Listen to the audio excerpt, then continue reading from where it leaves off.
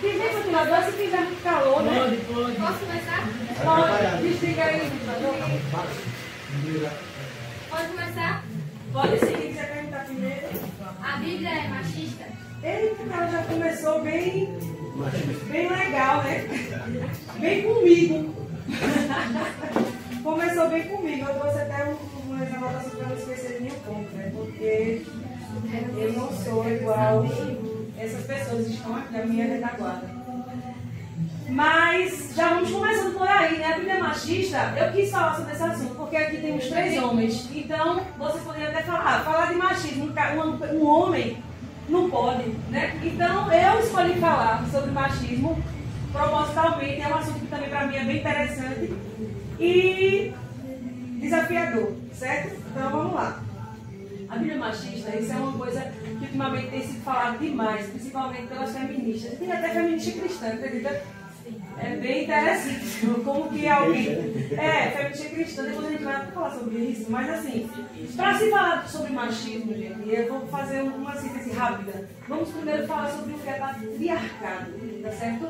Porque existe um termo que é patriarcado, existe um termo que é machismo.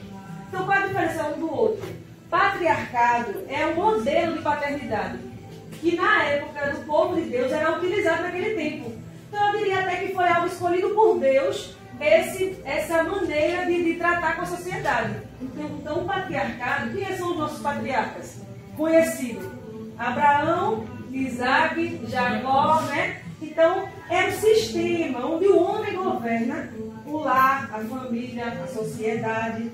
E é um sistema que existia na nação de Israel. É errado isso? De forma alguma. É errado.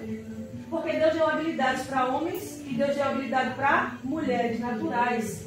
O que acontece hoje? Porque as mulheres hoje têm tanto problema com essa questão de machismo, porque elas não encontraram o lugar delas. Elas querem ocupar um lugar que provavelmente, ou certo, que não é delas. Então é por isso que gera tantas discussões. Quando a gente descobre o prazer de ser mulher e aquele propósito que Deus tem para a nossa vida como mulher, a gente não quer mais discutir sobre assuntos que não têm nada a ver com o machismo. Que existe sim. Vamos lá. O patriarcado é esse modelo, não está errado. Foi algo que veio, que nasceu, que fez toda essa sociedade chegar aonde chegou. Foi o patriarcado. É por isso que existe pai, mãe, filhos, governos e todas essas crescentes evoluções dessa organização de sociedade. Mas o erro não está no patriarcado, o erro está quando esse governo oprime os direitos das mulheres, comete injustiça, violência contra elas. Então isso aí é machismo. O patriarcado é uma coisa, o machismo ele vem desse comportamento humano que é do ser humano. O patriarcado não está errado, mas do mesmo jeito que o homem governou e pecou, como ser humano ele é homem primeiro, então ele pecou e oprimiu os menores, aqueles que dependiam dele. Da mesma maneira, se fosse a mulher que Deus tivesse escolhido para governar, faria o mesmo. Ah não, então não é o homem que vai governar, é a mulher, pois a mulher faria, eu acho que até pior. Eu conheço a raça que pertence. Então, as mulheres também são capazes disso, tá? Capazes de oprimir, quando elas estão em poderes mais elevados. Então, a gente tem uma sociedade que é patriarcal, né? Tem tentado ser só... a gente tem tentado diluir isso não vai dar certo, mas tem tentado diluir isso. Mas o pecado não está no sistema patriarcal, não. O pecado está no homem mesmo, como pecador, que tenta oprimir esses direitos, tá certo? Então, as mulheres também são capazes de fazer a mesma coisa. Então, a sociedade está corrompida e existe machismo, assim como existe racismo, assim como existem preconceitos. O machismo está dentro da sociedade, a gente não vai conseguir eliminar e excluir isso, tá certo? A mulher, aí tem alguns termos da Bíblia, né, que são esses mais polêmicos. A mulher, tem gente que fala que de Gênesis a Apocalipse, a Bíblia é machista, porque diminui a mulher em tudo. Não tem como a gente esgotar todos os versículos aqui, mas eu vou trazer só alguns mais polêmicos para a gente explicar. E eu queria que vocês aprendessem a pensamento de vocês, tá certo? Eu estou em 3 minutos. Vamos lá. Primeiro que tudo, em Gênesis capítulo 1, versículo 26, muitas pessoas dizem que a mulher é menos importante, porque ela foi criada depois. Aí eu diria que o homem também é menos importante, porque ele foi criado depois dos animais. Então quer dizer que o homem, o animal deve ser mais importante do que o homem, né? Já que a mulher é menos importante do que o homem foi criado primeiro do que ela. Então isso aí a gente consegue destruir por terra, esse argumento. A mulher foi criada depois, não foi porque ela é menos importante do que o homem. Nem o homem foi criado depois, porque ele é menos importante do que o cachorro. Tá certo? Que foi criado primeiro. Não é verdade? Então não existe isso de ser mais ou menos importante por ter sido criado depois. Outra coisa, tem gente que fala, no capítulo 2 de Gênesis, a Bíblia fala que vou fazer-lhe uma auxiliadora. Aí muita gente entende que esse termo auxiliadora é empregado para uma mulher que é como uma doméstica, como eu poderia falar, uma empregada do homem, né? Eu vou criar uma pessoa para ele usar como quiser. Vou criar uma auxiliadora para você aí, para você dominar e fazer o que você quiser. Não é isso.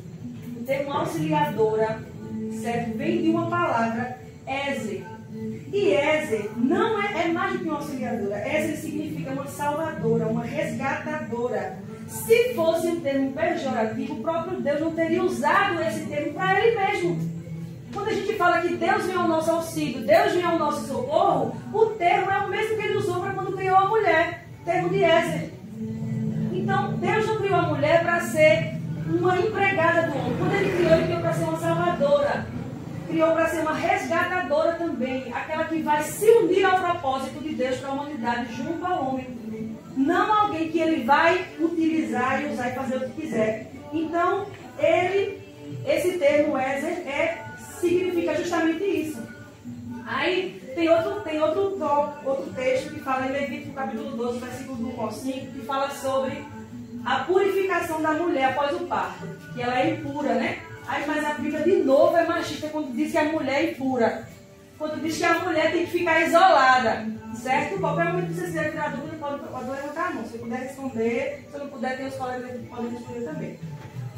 Veja só como Deus é perfeito, minha gente. Naquela época, o povo de Israel, quando saiu para o deserto, eles eram o que antes?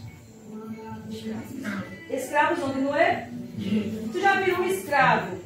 Aquela época, vocês acham que eles tinham um total conhecimento de todo mundo, uma visão ampla das coisas? Não, eles eram escravos. Então, provavelmente pessoas ignorantes, chucras, pessoas que não tinham tanto conhecimento das coisas. Eles eram tratados como escravos, eles entendiam a linguagem de escravos. Então, Deus ele não vai tratar com o homem de uma maneira tão elevada, tão difícil de eles entenderem. Um escravo entende o quê? Faça o serviço. Se o escravo fizer pirraça, o que é que o Senhor faz? Cacete, vai apanhar. Então, essa é a linguagem que o escravo entende.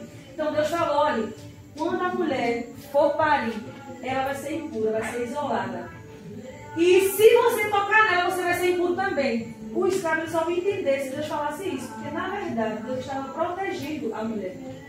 Estava tirando ela dali, porque se ela continuasse ali, o homem ia querer ter relações com ela, ia se manter, porque é carne, ia continuar mantendo as mesmas práticas que antes.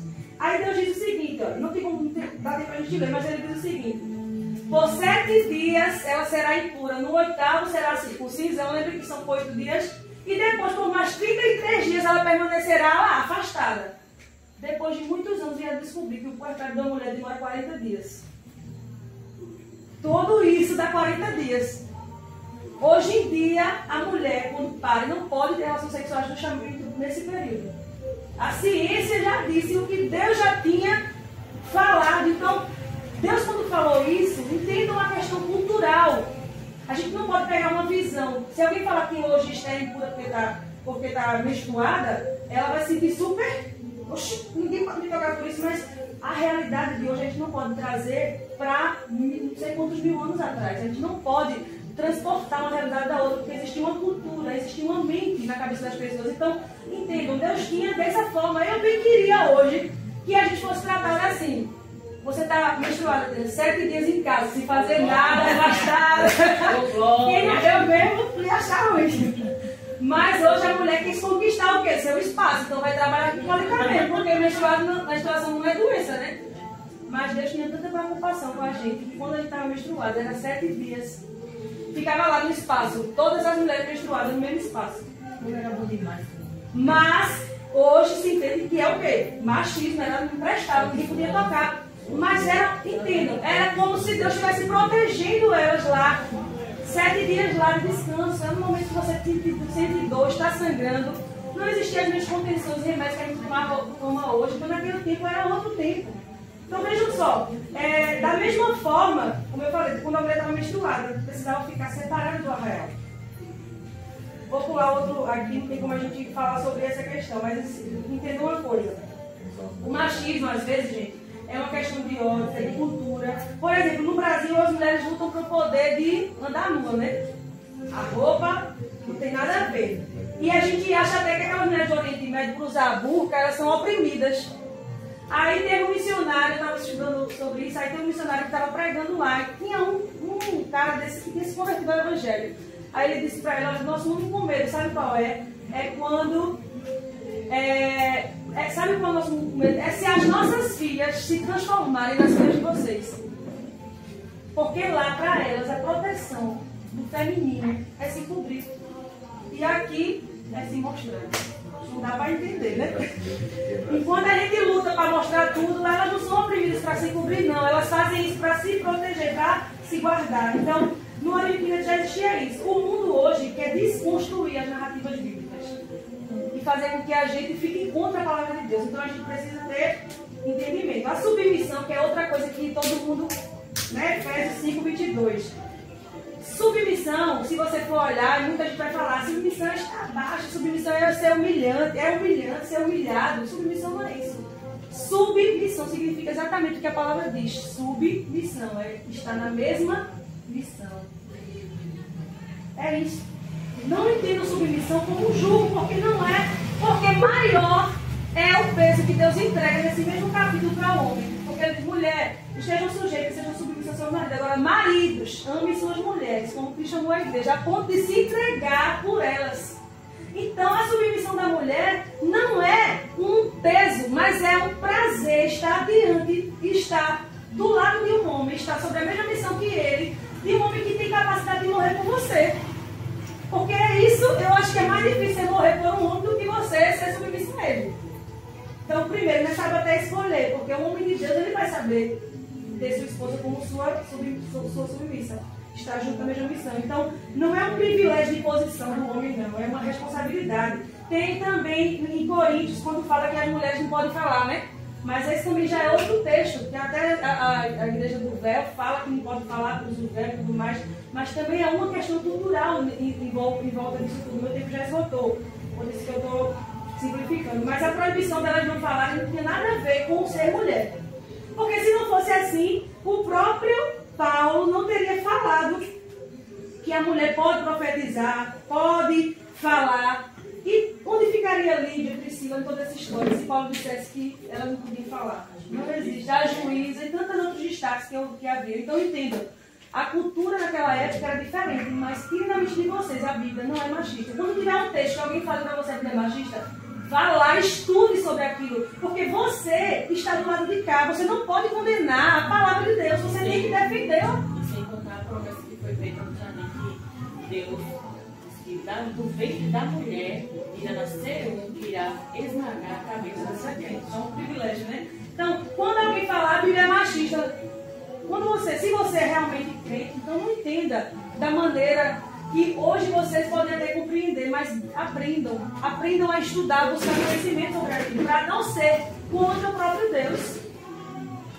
Isso é grave. A gente acaba se afastando, sendo contra a nossa própria fé, porque a gente defende coisas que são absurdas. Então tem muita coisa para falar sobre isso, talvez a gente fale lá sobre o feminismo lá na frente, mas hoje encerrou, certo?